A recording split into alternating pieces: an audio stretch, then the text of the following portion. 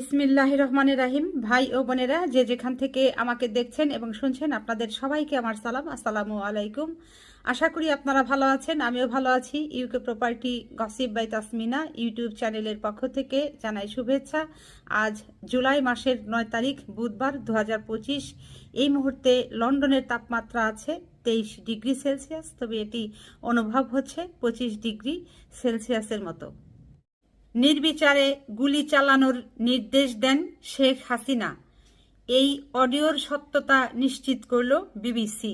এই শিরোনামে বাংলাদেশের বেশ কয়েকটি পত্রিকাতে আজ খবর ছাপা হয়েছে। তো সেখান থেকে ইত্তেফাক পত্রিকাতে যেটি লিখেছে সেটি সম্পর্কে আমরা একটু জেনে নেই। জুলাই অভ্যুত্থানে আন্দোলনকারীদের ওপর প্রাণঘাতী অস্ত্র ব্যবহার ও নির্বিচারে গুলি চালাতে নিরাপত্তা বাহিনীকে নির্দেশ দিয়েছিলেন তৎকালীন প্রধানমন্ত্রী শেখ হাসিনা। এমনটাই উঠে এসেছে তার একটি ফাঁস হওয়া ফোনালাপে। এর সত্যতা নিশ্চিত করেছে বিবিসি আই। গত মার্চ মাসে অনলাইনে ছড়িয়ে পড়া একটি অডিও রেকর্ডিংয়ে হাসিনাকে বলতে শোনা যায়, গত 18 জুলাই 2024 সালে তিনি বিক্ষোভকারীদের বিরুদ্ধে প্রাণঘাতী অস্ত্র ব্যবহারের নির্দেশ দেন এবং বলেন, যেখানেই পাবে গুলি করবে। এই ফোনালাপটি 2025 সালের মার্চ মাসে অনলাইনে ফাঁস হয়ে যায়। তারপরে শুরু হয় সারা দেশে কথা বলা বলি। এরপরে সেই ফোনালাপকে যাচাই করে বিবিসি ও বাংলাদেশের অপরাধ তদন্ত বিভাগ অর্থাৎ সিআইডি তদন্তকারীরা বলেছেন, এই রেকর্ডিংই এখন পর্যন্ত শেখ হাসিনার বিরুদ্ধে সবচাইতে শক্তিশালী প্রমাণ, যা তাকে সরাসরি গণহত্যার নির্দেশদাতা হিসাবে তুলে ধরে। ইতোমধ্যেই এই রেকর্ডিংকে যুদ্ধাপরাধ ও মানবতা বিরোধী অপরাধে অভিযুক্ত শেখ হাসিনার বিরুদ্ধে বিচার কার্যে গুরুত্বপূর্ণ প্রমাণ হিসাবে ব্যবহার করার প্রস্তুতি নিচ্ছে আন্তর্জাতিক অপরাধ ট্রাইব্যুনাল। এবার শেখ হাসিনার আর ছোটার কোনো কায়দা নাই। সব চারদিকে পালাবার যে রাস্তা, সে যে বাংলাদেশে এই যে ছাত্র হত্যার সাথে সরাসরি জড়িত, সে যে নির্দেশ প্রদান করেছে বাংলাদেশের প্রত্যেকটা জেলায়, প্রত্যেকটা থানায়, তারপর হচ্ছে বাংলাদেশের রাজধানী ঢাকা শহরে যে কয়টা জেলা আছে, জেলার অধীনে যে থানাগুলো আছে, সব জায়গায় তিনি নির্দেশ দিয়েছিলেন যে ছাত্রদেরকে দেখা মাত্রই গুলি করো, এদেরকে মেরে ফেলো। এই যে তিনি ফোনে বলেছিলেন, সেই ফোনের যে শব্দ, তার যে গলার আওয়াজ, সেটা পরীক্ষা নিরীক্ষা চালিয়ে দেখা গেছে যে ওটি আসলে তারই গলার আওয়াজ, এটা অন্য কোনো মানুষের নয়।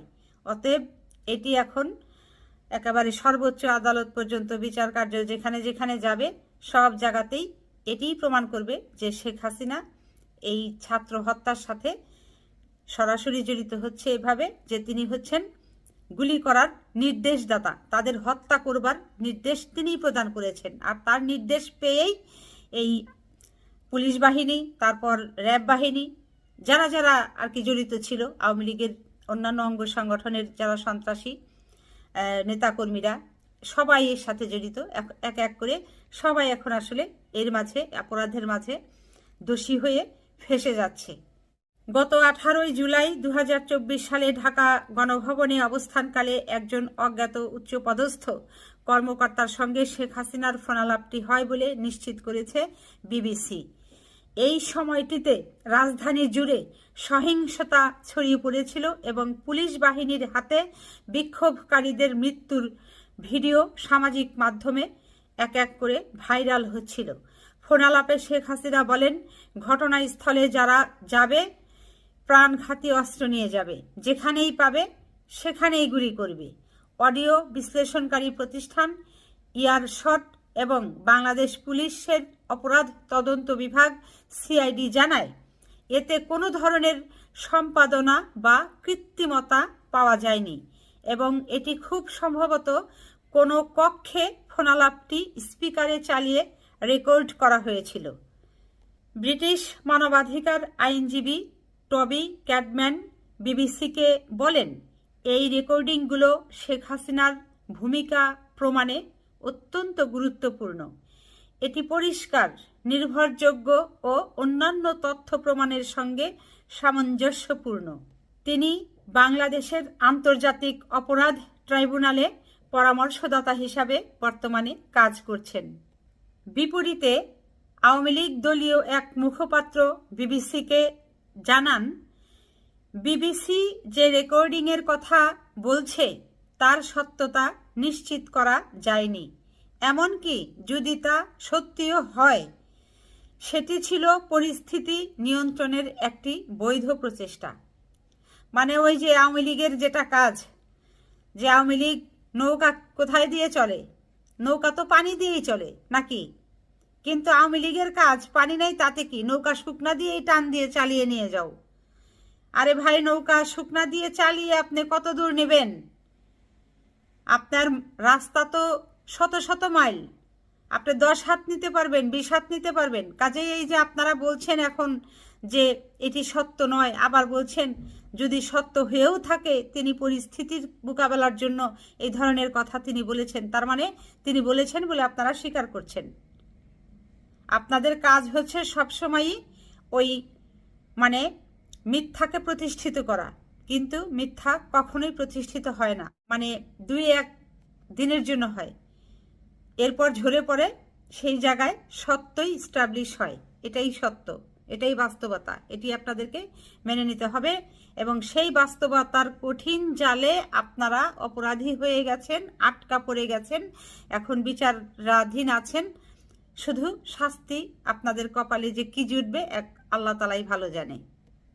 আওয়ামী লীগ আরও যেটি দাবি করেছে যে তাদের নেতারা ইচ্ছাকৃতভাবে কোনো হত্যার নির্দেশ দেননি, সরকারি সিদ্ধান্তগুলো ছিল আনুপাতিক, সৎ ও জানমালের ক্ষতিরোধে নেওয়া পদক্ষেপ। সেটাই তো আওয়ামী লীগ, আপনাদের কাজই তো এটা। আপনারা মানুষকে হত্যা করে আপনারা ট্রেনের লাইন রক্ষা করবেন, আপনারা মানুষকে গুলি করে হত্যা করে মেরে আপনারা সড়ক রক্ষা করবেন, আপনারা মানুষকে হত্যা করে মেরে আপনারা পরিবহন রক্ষা করবেন। এই তো আপনাদের কাজ। হ্যাঁ, সব বাটপাড়ি, সব চোর এই আওয়ামী লীগের ভেতরে, মানুষ খুনকারী, মানুষ হত্যাকারী সব পালিয়েছে, এখন সব পলাতক, আবার কথা বলে। এদের একেবারে মানে বিনাশ করে দেওয়া দরকার। যে পর্যন্ত জ্বর মূল আছে সব টেনে উপচে উঠিয়ে একেবারে মানে ভস্ম করে দেওয়া দরকার। এরা খুনি, এরা হত্যাকারী, এরা মানুষের বন্ধু নয়, এরা রাষ্ট্রের শত্রু। বাংলাদেশ পুলিশ জানিয়েছে, গত বছরের জুলাই আগস্টের ওই ঘটনার সঙ্গে জড়িত থাকার অভিযোগে 60 জন পুলিশ সদস্যকে গ্রেপ্তার করা হয়েছে। পুলিশ মুখপাত্র বলেন, দুঃখজনকভাবে কিছু সদস্য অতিরিক্ত বল প্রয়োগে জড়িয়ে পড়েছিল। এই ঘটনায় নিরপেক্ষ তদন্ত চলছে। শেখ হাসিনার বিচার শুরু হয়েছে গত মাসে। তার বিরুদ্ধে মানবতা বিরোধী অপরাধ, গণহত্যার নির্দেশ, বেসামরিক জনগণের বিরুদ্ধে সহিংসতা ও উস্কানির অভিযোগ আনা হয়েছে। বাংলাদেশ সরকার তার প্রত্যর্পণের জন্য ভারতের কাছে অনুরোধ জানালেও এখন পর্যন্ত তা কার্যকর হয়নি। আন্তর্জাতিক আইনজীবী ক্যাডম্যানের মতে হাসিনার দেশে ফেরার সম্ভাবনা খুবই কম। তো যাই হোক ভাই বোনেরা, এই ছিল মোটামুটি খবর। সবাই ভালো থাকবেন, সুস্থ থাকবেন, আমার জন্য দোয়া করবেন। আমার এই চ্যানেলটিতে লাইক, কমেন্ট, শেয়ার এবং সাবস্ক্রাইব করবেন। আসসালামু আলাইকুম, আল্লাহ হাফেজ।